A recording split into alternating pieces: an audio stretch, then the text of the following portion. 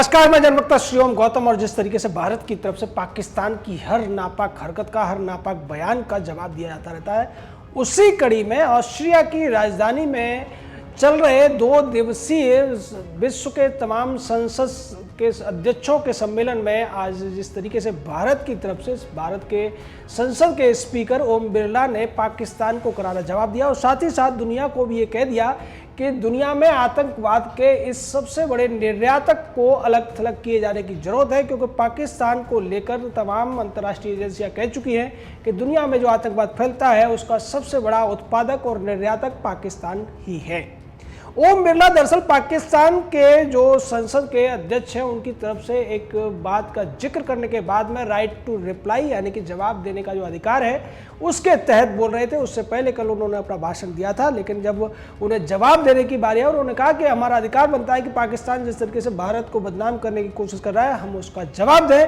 पाकिस्तान एक ऐसा देश है जो आतंकवाद का निर्यात करता है। पाकिस्तान की धरती पर 40,000 से ज़्यादा आतंकवादी पनाह लेते हैं। ये बात खुद पाकिस्तान के प्रधानमंत्री इमरान खान ने स्वीकार की थी और पाकिस्तान में अंतर्राष्ट्रीय एजेंसियों के अनुसार 6,000 से ज़्यादा पाकिस्तानी नागरिक भी इन आतंकवादी गतिविधियों में लिप्त हैं या ट्रेनिंग देने का काम करते हैं। जहाँ तक पाकिस्तान जम्मू कश्मीर की बात करता है, जम्मू कश्मीर भारत का अभिन्न हिस्सा रहा है और जम्मू कश्मीर को लेकर कोई भी कानून या कोई भी नियम उपनियम बनाने का पूर्ण अधिकार भारत की संसद को है और भारत की संसद ऐसे अधिकारों का प्रयोग करने के लिए स्वतंत्र है। पाकिस्तान का कोई हक नहीं बनता कि वो पीओके या गिलगित बाल्टिस्तान की बात करे। ये भारत के हिस्से थे और दुनिया की कोई भी ताकत इन हिस्सों को भारत से नहीं छीन सकती है। साथ ही साथ ओम बिरला ने सीधे तौर पर पाकिस्तान को चेतावनी दी कि अगर वो अपने तरीकों से बाज नहीं आया तो दुनिया में उसका अलग थलग पड़ना भी निश्चित है। जिस तरीके से दुनिया के लिए पाकिस्तान खतरा बनता जा रहा है, पाकिस्तान आतंकवादियों को ट्रेनिंग देता है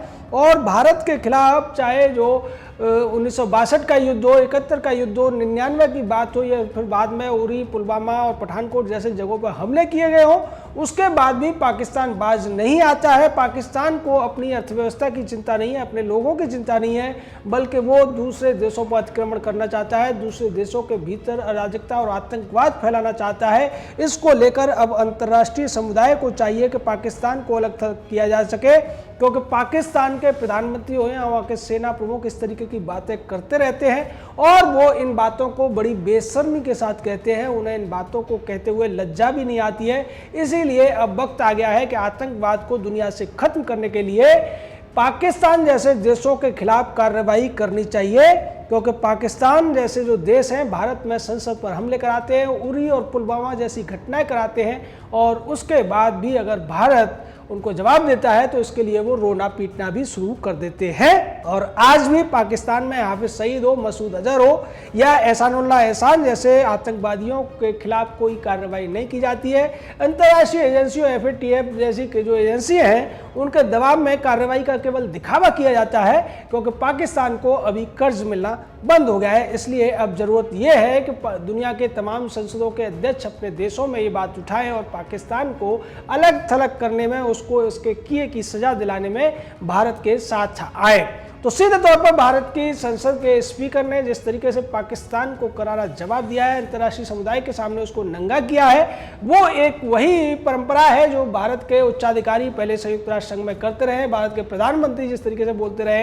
या भारत के तमाम दूसरे जो अधिकारी हैं जिस बात को पहले से कहते रहे हैं। पाकिस्तान इस बात को जानता है और पाकिस्तान को ये डर सता रहा है कि कहीं अब भारत जिस तरीके से पिछले साल भारत ने 370-35 से हटाए थे, उसके बाद ऐलान किया गया था भारत की संसद कि पीओके और गिलगित बाल्टिस्तान भारत के हिस्से हैं और भारत इन्हें अपने अंदर मिलाकर रहेगा, जिससे चीन भी बौखला गया था और यही वजह रही कि LAC के ऊपर चीन ने अपनी सेना की जो आमद है, जो तैनाती है, वो काफ़ी बढ़ा दी थी। इस कड़ी में एक और खबर आ रही है कि पाकिस्तान के विदेश मंत्री शाह महमूद कुरैशी ने अब चीन का दौरा किया है और इस दौरे की क्या बातें हैं वो हम उसका जिक्र बाद में करेंगे, लेकिन उससे पहले पाकिस्तान के ही एक और बड़बोले मंत्री शेख रशीद जो रेल मंत्री है उसका एक बार फिर से उल जलूल और जोकर वाला बयान आया है। शेख रशीद ये कहता हुआ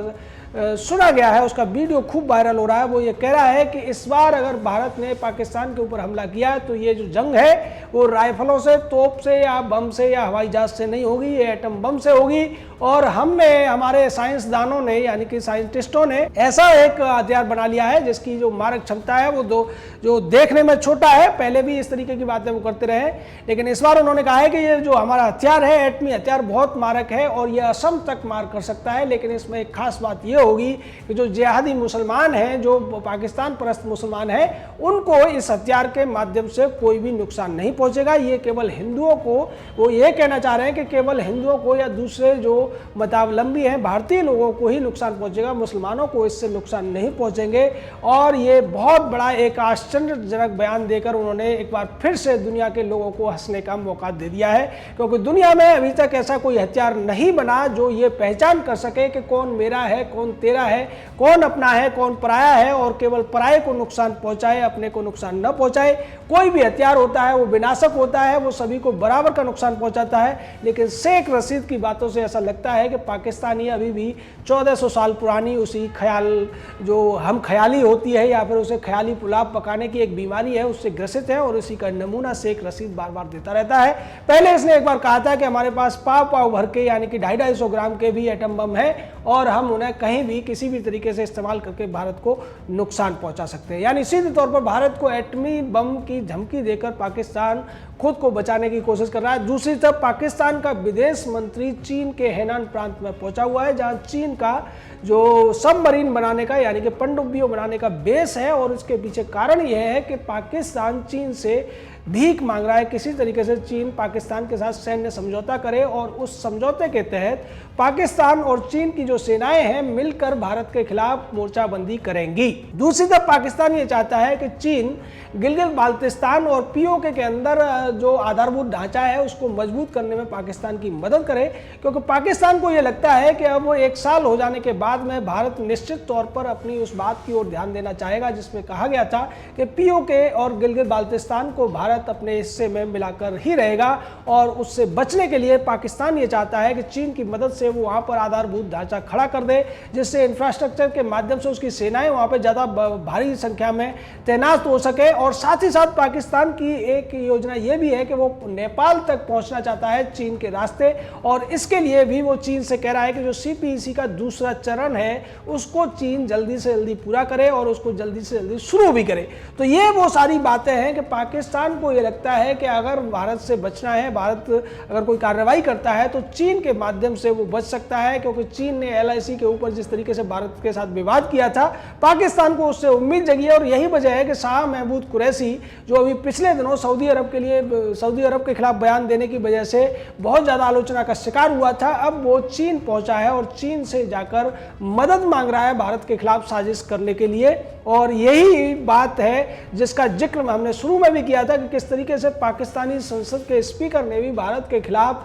जो जहर उगलने की कोशिश की थी, उसको भारत के स्पीकर ओम बिरला ने ऑस्ट्रिया की जो अंदर चल रहे 5वें विश्व संसदों के अध्यक्षों का जो सम्मेलन है उसमें करारा जवाब दिया था। और पाकिस्तान को यह समझ लेना चाहिए कि कोई भी मंच हो, कोई भी जगह हो, पाकिस्तान अपने मंसूबों में कामयाब नहीं हो सकता है। अगर पाकिस्तान चीन के साथ भी आ जाए और उसके साथ में तुर्की, मलेशिया जैसे देश भी खड़े हों, हालांकि मलेशिया अब इस पूरे मामले से अलग हो चुका है। मलेशिया का जो प्रधानमंत्री था महातिर मोहम्मद, उसको उसी की पार्टी ने बाहर निकाल दिया था। उसके बाद तुर्की की स्थिति आई और तुर्की के ऊपर भी जिस तरीके से दुनिया के तमाम देश प्रतिबंध लगाते हुए नजर आ रहे हैं, उसके बाद लगता है कि तुर्की भी खुलकर पाकिस्तान के साथ ज्यादा देर तक खड़ा नहीं रह पाएगा। दूसरी तरफ यूएई हो या फिर सऊदी अरब, ये पहले ही पाकिस्तान को अलग थलग करने की कोशिशों में लग चुके हैं। पाकिस्तान से सऊदी अरब अपना कर्जा वापस मांग रहा है। इन सभी हालातों से बचने के लिए पाकिस्तान को ऐसा लगता है कि चीन ही उसका एकमात्र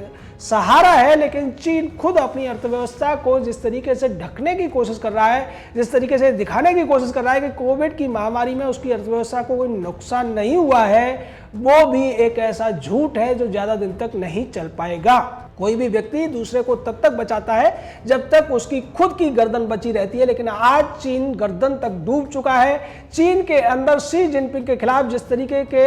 आंदोलनों की सुगबुगाहट मच रही है, और चूंकि चीन के अंदर कोई मीडिया नहीं है, वहाँ जो कुछ भी है सरकारी मीडिया है, इसलिए ये खबरें बाहर नहीं आ पाती हैं, लेकिन चीन के अंदर बहुत कुछ ऐसा चल रहा है जिससे चीनी सरकार उबर नहीं पाएगी। अगर एक बार चिंगारी लगती है तो चीन बिखरने में देर नहीं लगेगी। दूसरी तरफ अमेरिका की कार्रवाई और भारत द्वारा उसको आर्थिक तौर पर बार बार चोट दिए जाने से भी चीन बहुत ज्यादा जर्जर हो चुका है। तो निश्चित तौर पर पाकिस्तान चीन से कितनी भी भीख मांग ले, लेकिन चीन पहले खुद को बचाएगा, तब पाकिस्तान जैसे किसी कंगाल देश की मदद के लिए आगे आएगा। और ये बात पाकिस्तान का कटोरा खान प्रधानमंत्री न तो जानता है और ना ही उसका जो मंत्री है शाह महमूद कुरैशी हो या शेख चिल्ली शेख रशीद हो, ये इन बातों को झुटला कर अपनी जनता को बरगलाने की जो कोशिशों में लगे हुए हैं वो भी ज़्यादा दिन तक चलने वाली नहीं है। जय हिंद,